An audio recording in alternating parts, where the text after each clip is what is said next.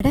இவ்ளோ நாள் இந்த ரெசிபி தெரியாம போயிட்டேன்னு கண்டிப்பா நீங்க ஃபீல் பண்ணுவீங்க. என்னது தயிர்ல கத்திரிக்காய் போட்டு சாப்பிடுவாங்களா? ஒடிசா ஃபேமஸ் தஹி பைஹன் எப்படி பண்றதுன்னு பாப்போமா? ஃபர்ஸ்ட் ஒரு பவுல்ல 1/2 teaspoon chicken masala, 1 teaspoon garam masala, 1 teaspoon Kashmiri chilli, இதுக்கு தேவையான அளவு உப்பு போட்டு நல்லா மிக்ஸ் பண்ணிக்கோங்க. உங்களுக்கு வேணும்னா கொஞ்சம் தண்ணி ஆட் பண்ணி மிக்ஸ் பண்ணிக்கோங்க. அப்புறம் நம்ம ரெசிபியோட ஹீரோவ ஆட் பண்ணிக்கலாம். அதாங்க நம்ம கத்திரிக்காவை சேர்த்து ஆட் பண்ணி நல்லா மிக்ஸ் பண்ணி விட்டுக்கோங்க. நெக்ஸ்ட் ஒரு பவுல்ல 1 கப் கட்டியான தயிர் நல்லா பீட் பண்ணி விட்டுக்கோங்க. நார்மல் ஸ்பூன்லயே நீங்க பீட் பண்ணிக்கோங்க. நல்ல கிரீம் கன்சிஸ்டன்சில வந்தா போதும். நெக்ஸ்ட் ஒரு பேன்ல 2 டீஸ்பூன் ஆயில் ஊத்தி கத்திரிக்காவை நம்ம ஷாலோ ஃப்ரை பண்ணி எடுத்துக்கலாம். இது ஃப்ரை ஆக கிட்டத்தட்ட ஒரு 5 மினிட்ஸ் தான் ஆகும். நான் ரெசிபியோட டீடைல் கீழே டிஸ்கிரிப்ஷன்ல கொடுத்துருக்கேன். மறக்காம செக் பண்ணிக்கோங்க.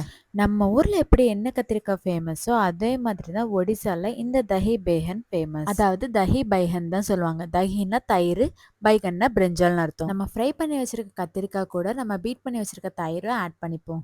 அப்புறம் என்ன தாளிக்க வேண்டியதுதான். 2 டீஸ்பூன் ஆயில், 1 டீஸ்பூன் கடுகு, 2 மிளகாய், கொஞ்சம் கருவேப்பிலை, கூடவே 2 சின்ன வெங்காயம் ஆட் பண்ணி நல்லா ஃப்ரை பண்ணிங்க. ஒன்ஸ் ஃப்ரை ஆன உடனே 1 teaspoon Kashmiri chilli powder add பண்ணி விட்டுக்கோங்க.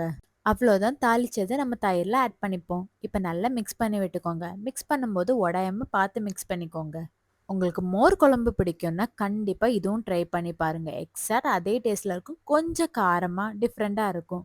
கத்திரிக்காவே பிடிக்காதுன்னு சொல்றவங்களுக்கு கண்டிப்பா இது பிடிக்கும். அப்புறம் என்ன வெயிட்டிங்? ஸோ டக்குன்னு போய் செஞ்சு பாருங்க.